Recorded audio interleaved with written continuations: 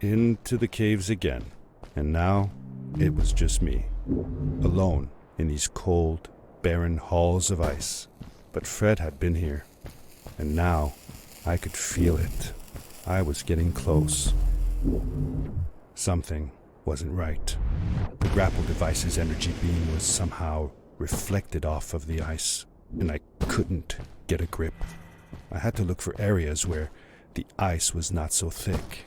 This was going to be a challenge.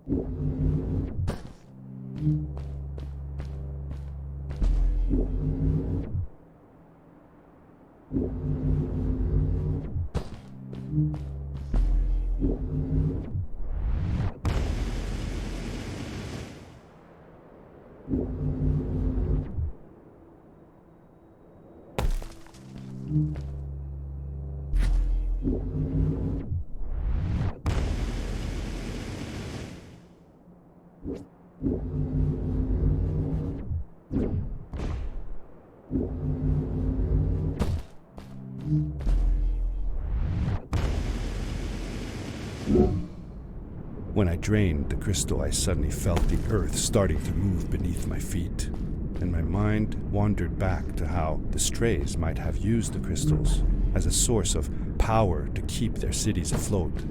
I decided it was best to hurry back the way I came before this whole room came apart.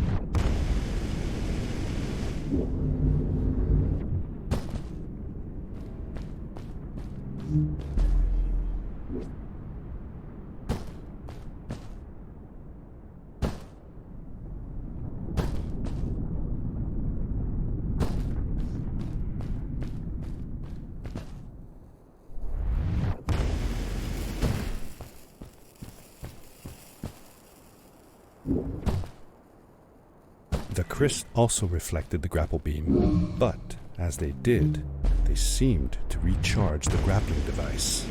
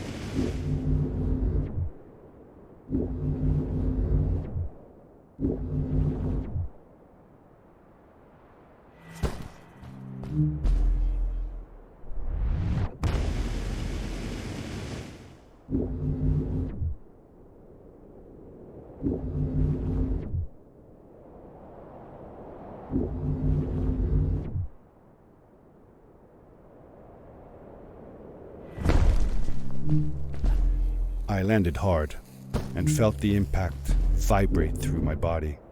The suit had protected me, but it was in bad shape. The rocket boots were worst off. The crash had ruined the functionality completely. I knew that if I stayed here to fix them, I would probably freeze to death. I had no other choice than to press on.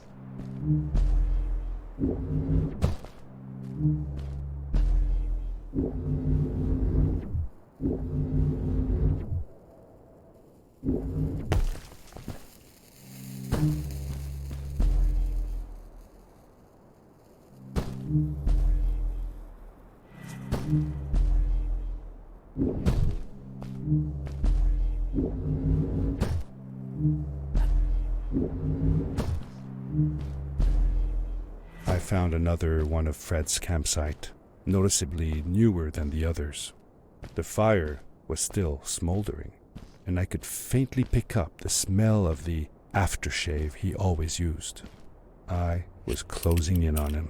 I could feel it. He had left some tools behind that I could use to repair my boots. That should do it. Good as new.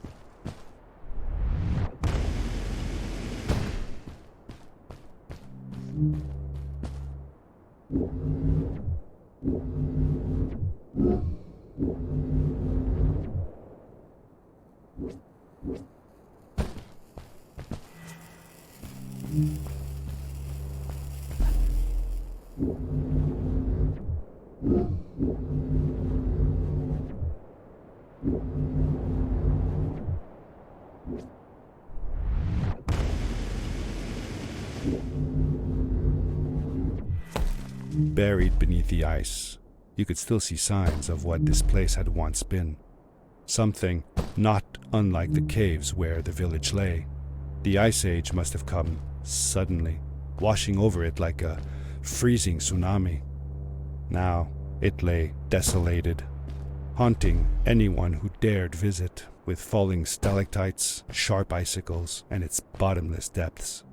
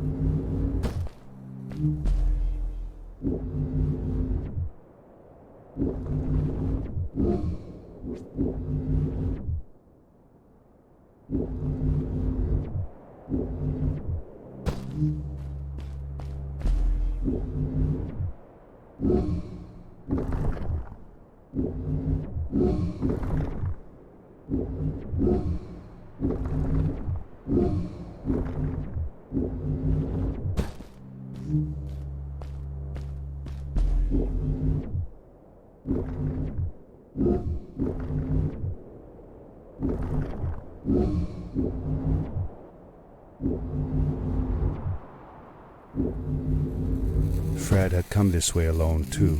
I took some comfort in knowing that whatever problems I faced now, Fred would have faced them too, and beaten them.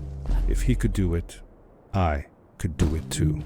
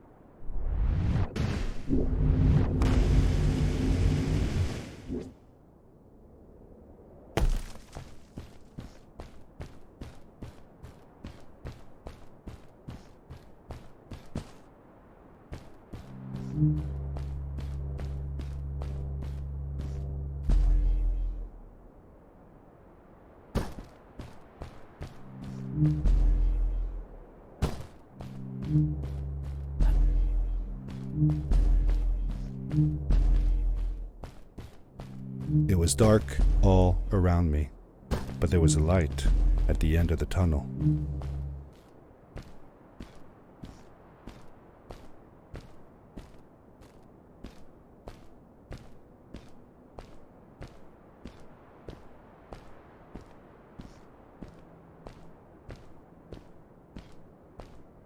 Hello? Nephew? Uncle Fred, I finally found him. My little boy. I'm glad to see you. And you're wearing the suit I made you. But how can you be here? I said that I found the suit in his workshop and that I came looking for him. I'm sorry for being away for so long. But I've been busy down here, you see. The frog people. That was an experiment of mine. Do you remember the eggs I found before? I sent them here by accident, and I had to follow. By the time I got here, they were already growing. These caves were empty before, but my experiment has made them full of life. I've conducted research on them and documented everything about them. And I built a new crystal-powered pad to be able to get back to my colleagues, show them how fantastic this all is. I interrupted Fred and told him about Maddie, how we came all the way to Starhaven together, and that I had promised to ask him if he would go see her there. Madeline. My little Maddie. I should have taken her to see Starhaven long ago. She was always so curious about the strays. When I left her, I wanted to protect her. Or rather, protect myself from losing her. I've changed my mind. I'm not going home. What does research or praise matter when I can be here with these creatures? They need me. And it's just as well. I don't trust this pad for more than one ride anyway. You need that ride. I didn't want to go home, and I asked if I could stay with him and Maddie instead. I'm sorry, nephew. As much as I enjoy having you here, you must go home. Explore the world on your own. Have your own adventures. I reluctantly agreed to go home. I was going to miss my uncle. I will miss you too. But I'm sure you'll do phenomenal on your own. And don't worry about me or Maddie. We'll be fine. The pad is yours, boy. When you're ready.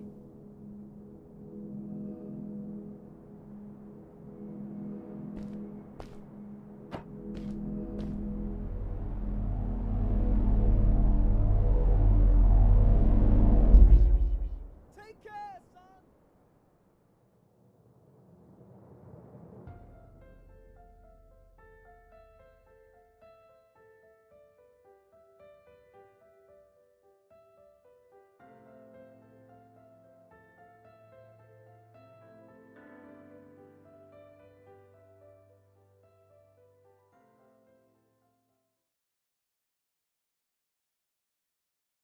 The end. Now, good night, sweetie. Wait, Dad. Does that mean Fred is still there? Who knows? That was the last time I saw him. Don't you miss him? I do, sometimes. But I don't worry about him, because I know that wherever he is, he's on his biggest adventure yet.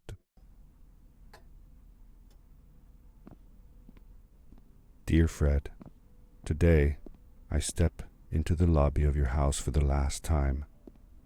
My daughter asked me to tell her about an adventure, and I came to think of you. Your house looks just like my mother and I left it years ago. After you'd gone, I was sure she was going to throw out all your stuff, but she just cleaned up. We made you a small memorial.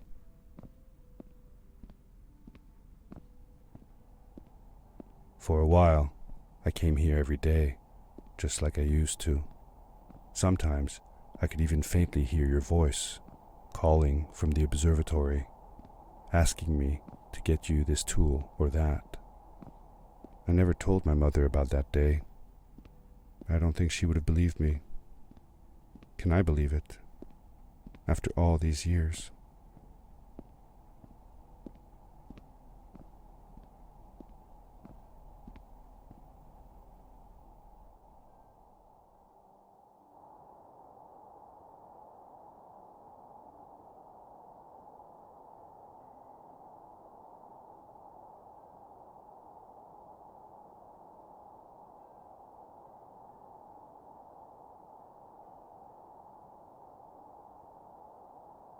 Uncle Fred, thanks to you, I have found an even greater adventure. Thank you. Love, your nephew.